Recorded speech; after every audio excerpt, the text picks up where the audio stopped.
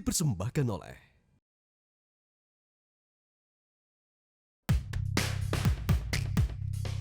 Pak, ini memang macet terus ya lewat tol darat. Iya, macet Pak. Kita lewat tol langit aja gimana?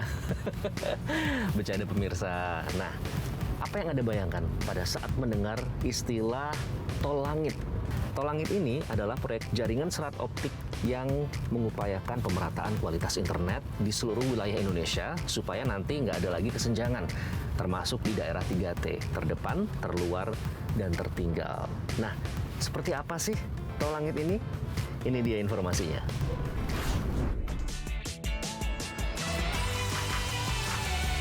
Di zaman yang serba digital, siapa sih yang tidak membutuhkan internet? Hampir 5 miliar penduduk dunia menggunakan internet untuk menunjang aktivitas sehari-hari, dari sekedar mencari informasi, bekerja, berbelanja, maupun bersosial media. Namun keterbatasan dan kesenjangan akses internet rupanya masih dialami di Indonesia. Dan untuk mengatasi itu, pemerintah membangun infrastruktur tol langit. Tol langit menggambarkan sambungan jaringan internet yang bebas hambatan untuk pemerataan internet di Indonesia dan didukung oleh jaringan backbone nasional atau Palaparing. Saat ini, sudah terbangun jaringan backbone serat optik Palaparing sepanjang lebih dari 12.000 km yang menghubungkan 57 kabupaten di Indonesia. Jaringan Palaparing terbagi dalam 3 wilayah, yaitu Palaparing Barat, meliputi wilayah Riau dan Kepulauan Riau sampai Natuna. Palaparing Tengah mencakup wilayah Kalimantan, Sulawesi, dan Maluku Utara, serta Palaparing Timur yang menjangkau wilayah NTT, Maluku, Papua Barat, dan Papua. Proyek strategis nasional Palaparing yang dibarengi dengan pembangunan Base Transceiver Station atau BTS 4G di berbagai wilayah 3T, yaitu terdepan, terluar, dan tertinggal, diharapkan dapat mewujudkan kemerdekaan internet di Indonesia.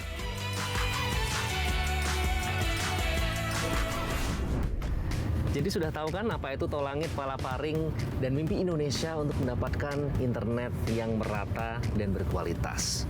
Proyek ini tentu saja sangat penting karena sekarang semuanya serba digital. Kita lihat aja, bekerja dari rumah, belajar dari rumah, belum lagi kegiatan ekonomi seperti UMKM yang go digital. Semua itu tentu saja membutuhkan internet yang cepat dan berkualitas. Palaparing adalah jawabannya. Nah, sekarang saya akan mengajak Anda untuk melihat ruang kendali atau control room dari Palaparing. Ikuti saya.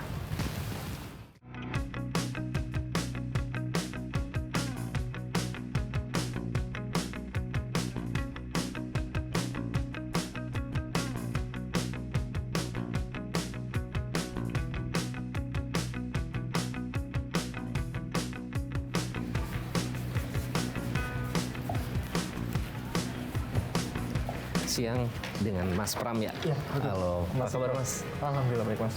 Jadi ini kontrol room ya? Betul. Di sini itu sebenarnya monitoring untuk Palaparing Timur atau kita sebut Palapa Timur Telematika. Nah, jadi yang kita monitor di sini itu ada CCTV, ada backbone utama, terus juga backbone utama itu terbagi dari 2 teknologi, optikal dan radio. Jadi untuk di Palaparing Timur sendiri kita memonitoring 35 kota SLA dengan 16 kota interkoneksi.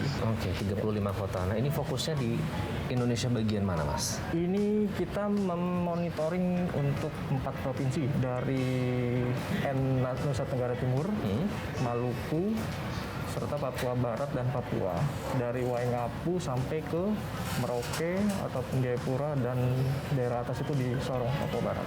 Oke. Nah, ini layar-layar apa aja, Mas? Aku lihat ada nama-nama daerahnya di situ ya? Iya betul. Ini pertama ada CCTV. Kita selain memonitoring jaringan utama, CCTV pun juga kita lengkapi di NOC ataupun di set-set kami. Ada di indoor, ada di outdoor. Tidak hanya di darat saja, tapi daerah radio tower pun juga kita pasang karena monitoringnya sebagai keamanan.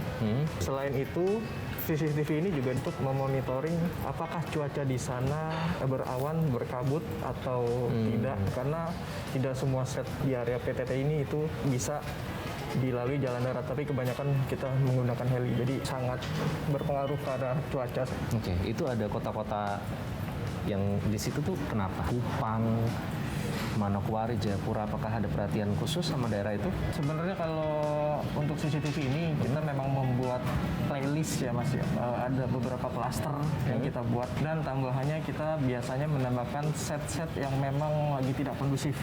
Jadi set-set ini itu kita list dan kita coba monitor lebih intens lagi agar kejadian-kejadian yang tidak diinginkan itu bisa kita ketahui lah sebelum kejadian yang fatal itu terjadi gitu. Namun pertanyaannya kemudian, apakah proyek Palaparing ini sudah menjangkau target? Dan apalagi yang masih bisa dikembangkan? Mari kita cari tahu jawabannya. Terima kasih ya Mas Pram atas waktunya. Oke. Saya lanjut lagi. Oke, siap. Thank you, Mas. Oke, sama-sama. Dipersembahkan oleh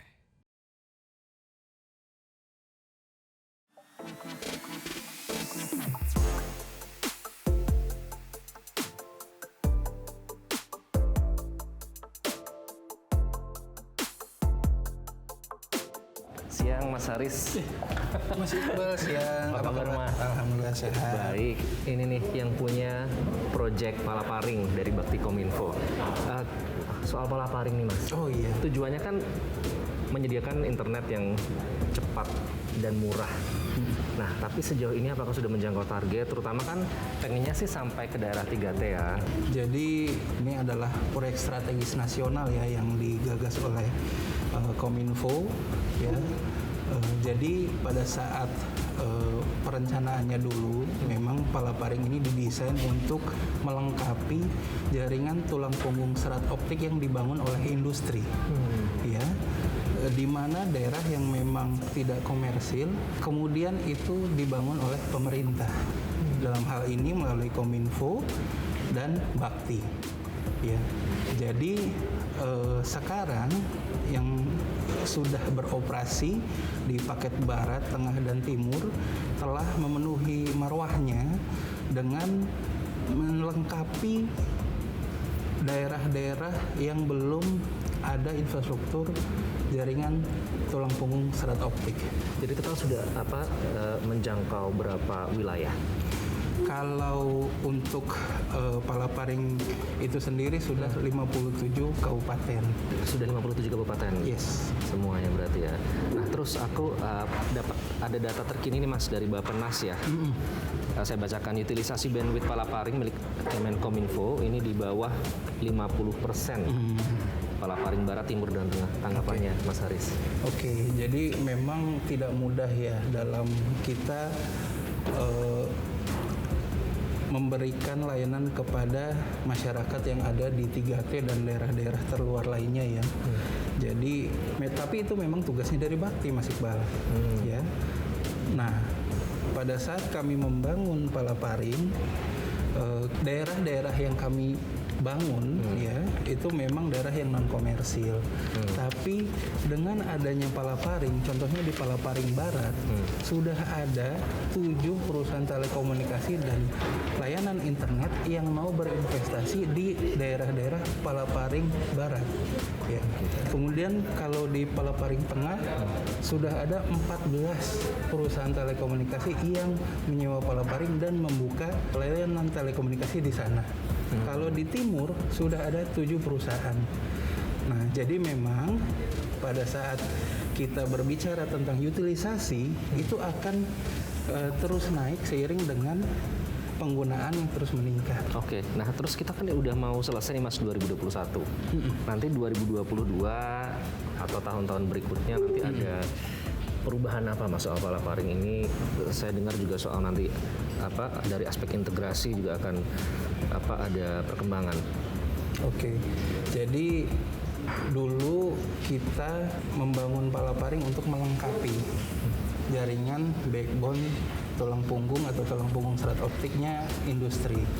Nah, sebagai series atau kelanjutan dari program Palaparing kami yang tadinya Palaparing terpisah-pisah nih Mas Iqbal, kita akan membangun jaringan Palaparing integrasi untuk memenuhi kebutuhan internet cepat ataupun telekomunikasi yang bagus dengan kualitas bagus di Indonesia bagian tengah, timur, ya. yaitu dengan cara kami ingin menghubungkan antara Palaparing Barat sampai dengan Timur menjadi satu dan menciptakan satu jaringan netral yang bisa digunakan oleh seluruh penyelenggara telekomunikasi dan internet di Indonesia. Silakan pakai. Kami BLU Bapti tidak berorientasi pada profit ya, tapi lebih kepada layanan masyarakat. Nah, nanti yang dampak yang dirasakan oleh warga langsung apa Mas nanti kalau itu sudah terwujud? Nah, Mas Iqbal, kalau di Jakarta nih, kalau mau punya fix broadband atau internet di rumah, pasti punya banyak pilihan, betul ya? Iya. Nah, itu yang kami ingin di bagian Indonesia lain juga merasakan hal yang sama, mempunyai pilihan terhadap layanan internet dan telekomunikasi. Sehingga apa? Yang bersaing apa? Jadi harga dan kualitas. Kami harapkan ya penyelenggara telekomunikasi dan internet ya ikut mendukung apa yang dilakukan pemerintah, karena memang ini untuk mereka yang nantinya untuk masyarakat. Terima kasih Mas Haris. Terima kasih juga Mas Iqbal. Sudah dapat gambaran sekarang. Oh, iya. Sekarang boleh Ayo, ngopi dulu ya. Mari kita ngopi dulu. Thank you Mas. Perusahaan teknologi Temasek pernah memproyeksikan pertumbuhan ekonomi digital Indonesia pada tahun 2025 nilainya bisa mencapai 130 miliar dolar Amerika Serikat. Nah, sementara itu, McKinsey juga memproyeksikan bahwa pada tahun 2025 ada sekitar 3,7 juta lapangan pekerjaan baru yang terserap akibat pertumbuhan ekonomi digital ini. Nah, ini artinya potensi dari ekonomi digital sangat besar. Oleh karena itu, untuk menjawab tantangan rendahnya connectivity di beberapa daerah di Indonesia, pemerintah terus mempercepat pembangunan infrastruktur digital. Tidak hanya di perkotaan, namun juga di wilayah-wilayah 3T. Nah, targetnya ini saya catat, ada sekitar 83.548 desa di wilayah 3T yang nantinya ditargetkan memiliki koneksi 4G, tepatnya pada tahun 2022. Tentu semua sepakat dengan kehadiran internet akan membuka kesempatan belajar dan juga menumbuhkan kreativitas bagi talenta yang ada di seluruh Indonesia. Dan dengan adanya internet yang murah dan cepat, diharapkan perekonomian di daerah juga dapat semakin berkembang dengan digitalisasi. Inilah Ibu Esther, salah satu pegiat UMKM dari Kupang, Nusa Tenggara Timur yang menjalankan bisnis bernama Kampung Tenun Alor dari tahun 2014. Meskipun sudah memiliki toko fisik yang bisa dikunjungi, Ibu Esther juga tetap memanfaatkan berbagai jenis platform e-commerce dalam menjual produk tenunnya. Ibu Esther menganggap kebutuhan akan internet merupakan hal yang sangat penting untuk saat ini. Apalagi semenjak adanya pandemi, hasil usaha Kampung Tenun Alor tidak terjual dengan baik jika hanya dijual secara offline.